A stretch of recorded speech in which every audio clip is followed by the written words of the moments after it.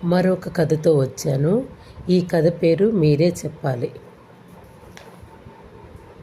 కథ విని ఆ తర్వాత కథ పేరు మీరేం చెప్తారో చూద్దాం. పూర్వం అవంతి రాజ్యాన్ని ప్రతాపవర్మ అనే రాజు పరిపాలించేవారు. ఆయన ప్రజలను కన్న బిడ్డలా చూసుకుంటూ విరివిరిగా దాన ధర్మాలు చేసేవారు.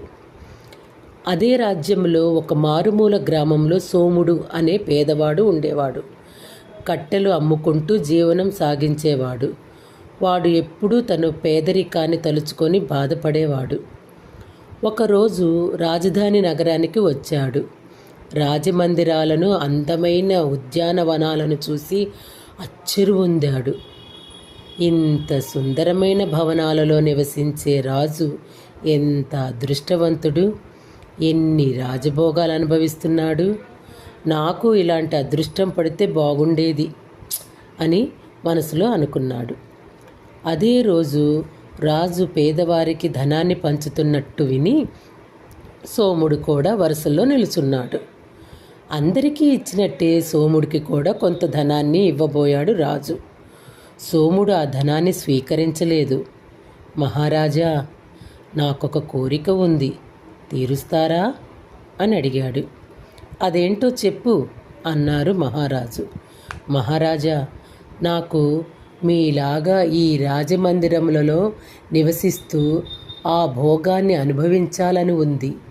నాకు కొంత రాజ్యాన్ని కానుకగా ఇచ్చి రాజును చేస్తే ధన్యుడినవుతాను అన్నాడు సోముడు. వాడి అత్యాశకు రాజు నివ్వెరపోయారు. కాసేపు ఆలోచించి, సరే, రేపు మా మంత్రులతో ఆలోచించి చెప్తాను. అంతవరకు మా మందిరంలో విశ్రాంతి తీసుకో అన్నారు రాజు. సోముడు సంతోషించి ఆ రోజు రాజమందిరంలోనే గడపడానికి వెళ్ళాడు. పన్నీటితో స్నానం చేశాడు. పట్టు వస్త్రాలు కట్టుకున్నాడు. రుచికరమైన భోజనం చేశాడు. తన జీవితంలో ఏనాడు పొందని ఆనందం పొందాడు. రాత్రి మెత్తటి పరుపులపై నిద్రించాడు. కునుకు పట్టే సమయానికి రాజభటులు వచ్చి సోముడిని నిద్రలేపారు. శత్రురాజులు మన దేశం మీదకు దండెత్తి వస్తున్నారు, పదండి, యుద్ధం చేసి మన రాజ్యాన్ని రక్షించుకుందాం అంటూ కత్తిని సోముడి చేతికి ఇచ్చి తనతో పాటు గుర్రాల మీద యుద్ధరంగానికి తీసుకువెళ్లారు.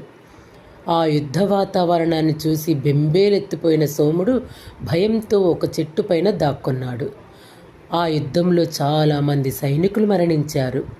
కొందరు సైనికులు కాళ్ళు చేతులు తెగిపడ్డాయి. ఆ బీభత్సాన్ని చూసి భయపడ్డాడు.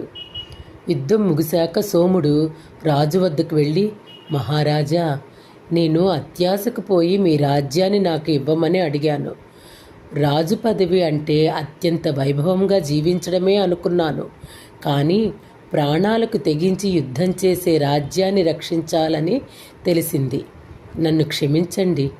నాకు కనువిప్పు కలిగింది. పేదరికంలో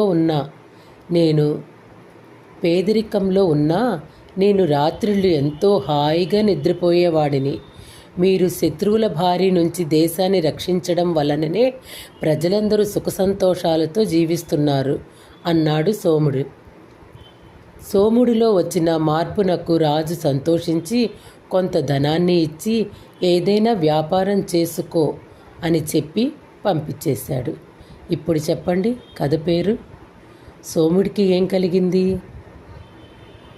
అదే కథ పేరు.